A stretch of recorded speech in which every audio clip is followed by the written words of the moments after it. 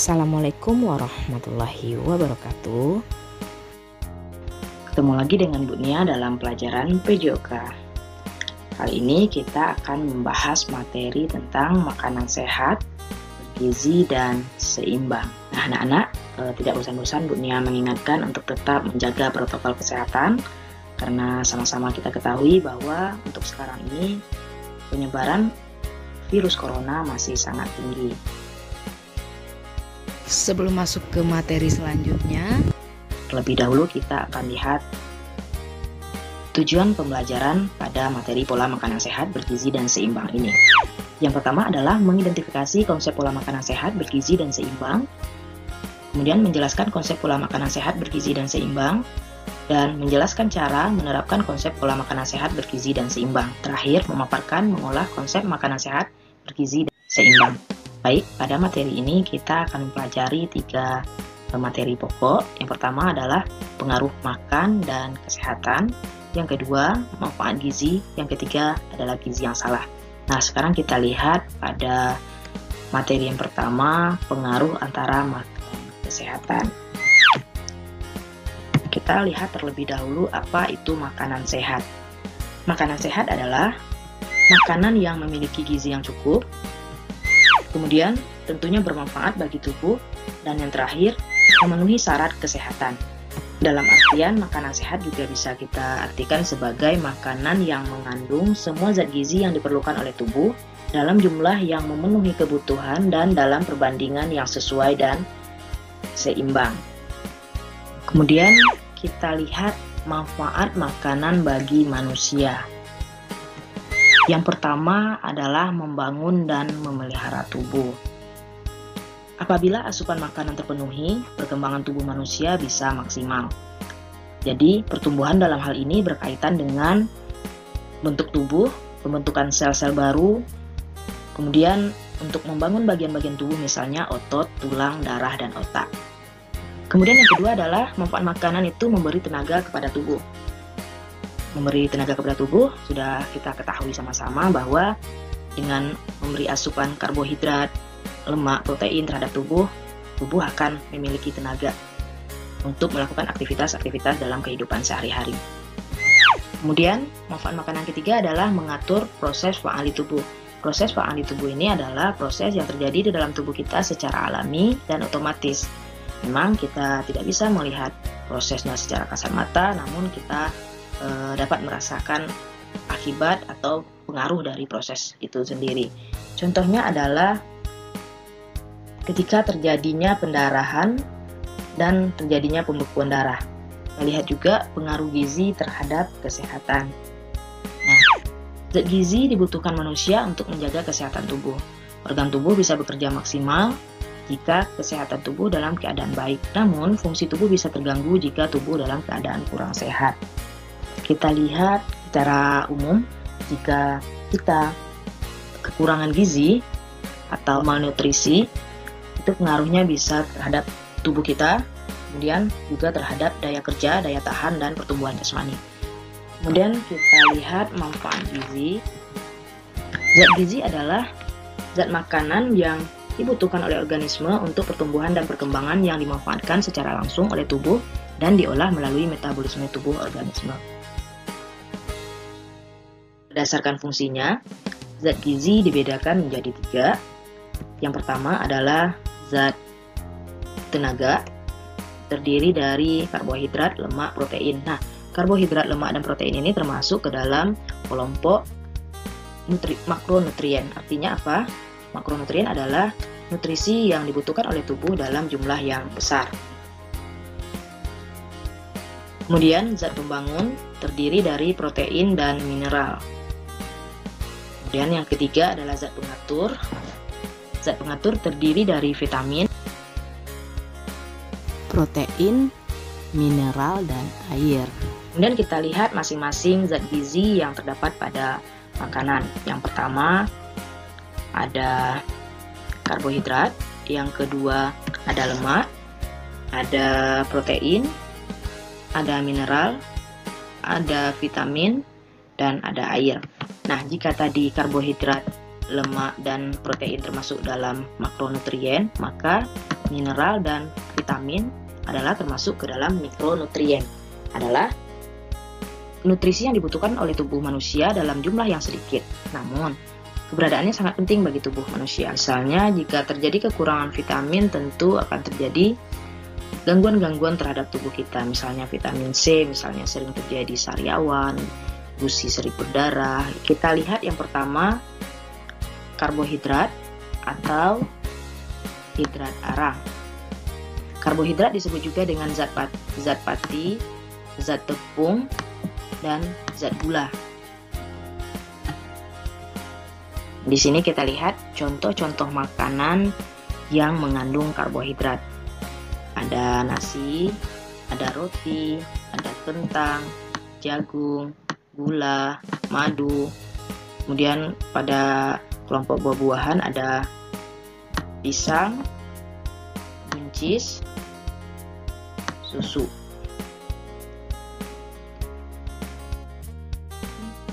Kita lihat juga jenis hidrat arang berdasarkan molekulnya. Nah, yang pertama adalah monosakarida.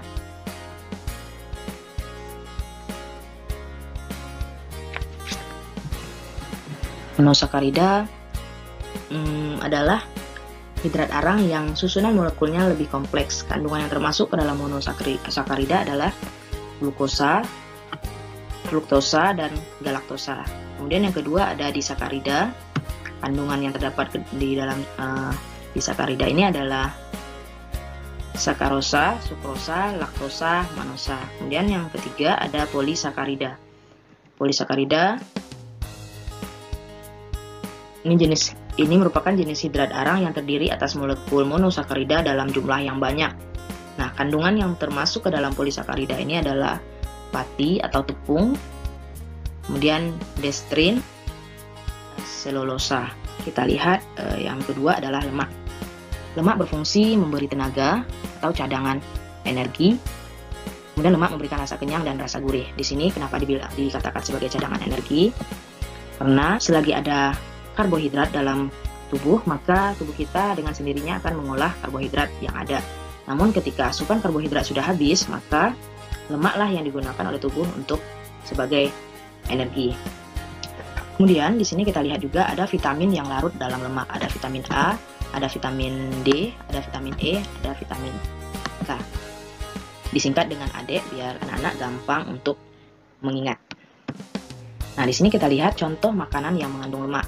Ada lemak daging, mentega, kelapa sawit, minyak kelapa, minyak sawit, keripik, biskuit, dan kue. Yang ketiga ada protein.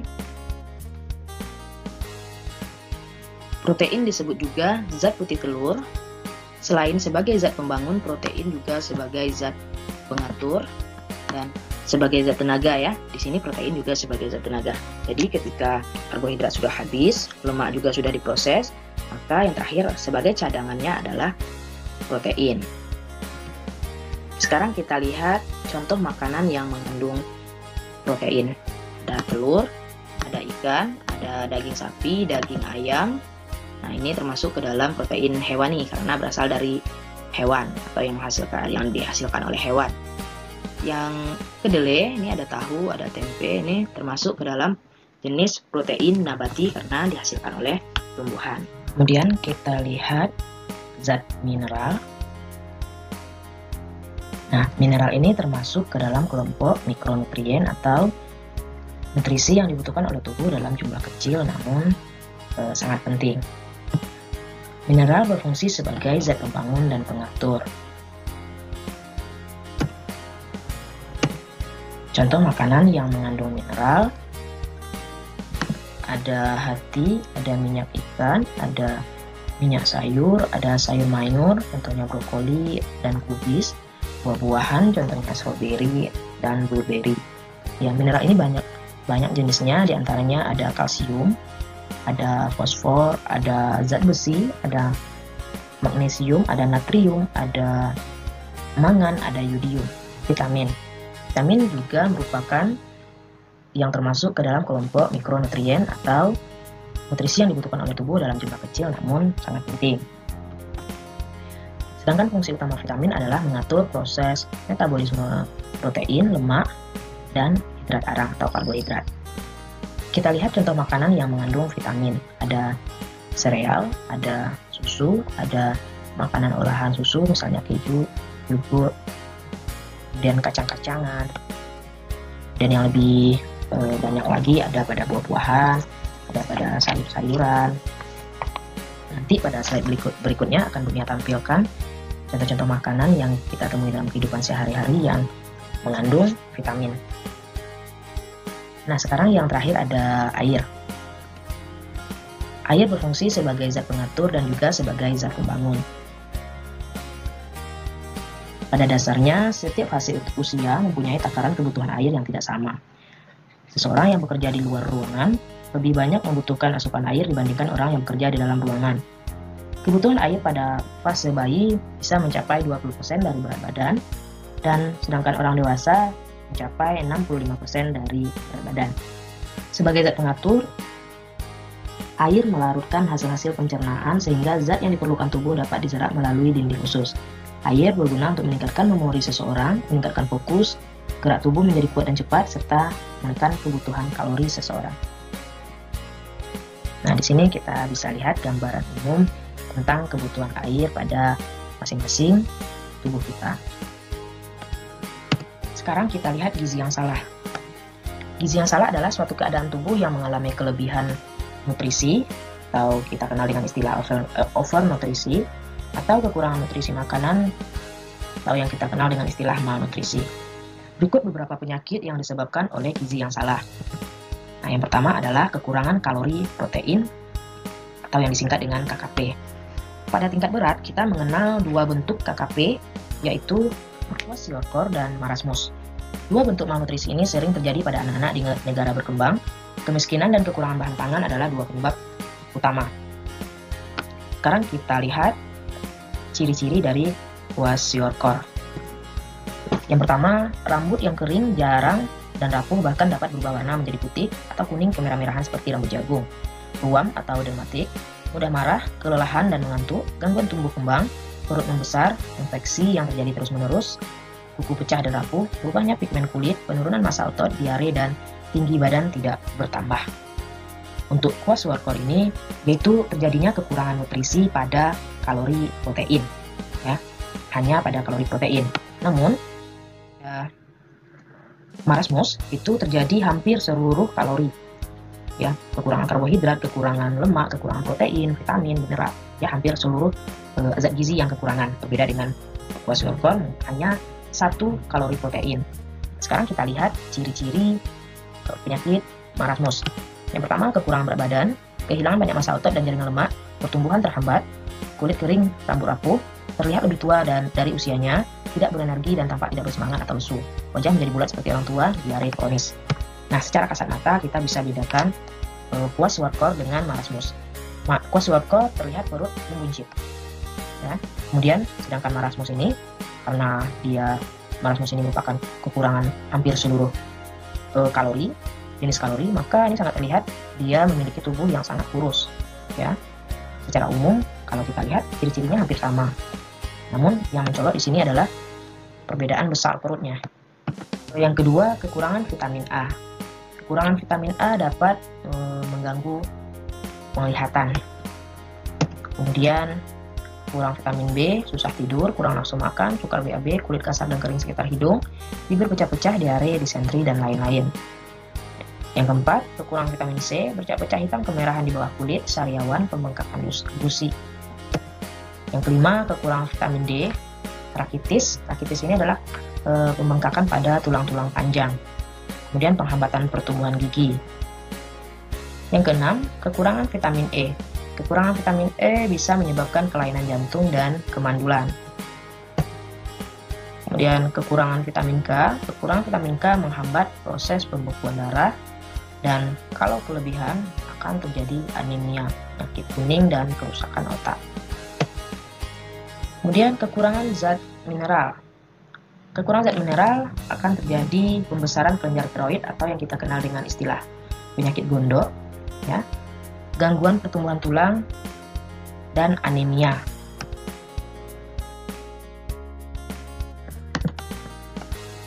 Sekarang kita lihat berbagai jenis makanan yang mengandung vitamin.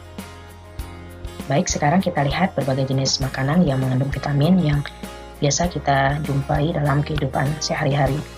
Nah, vitamin A.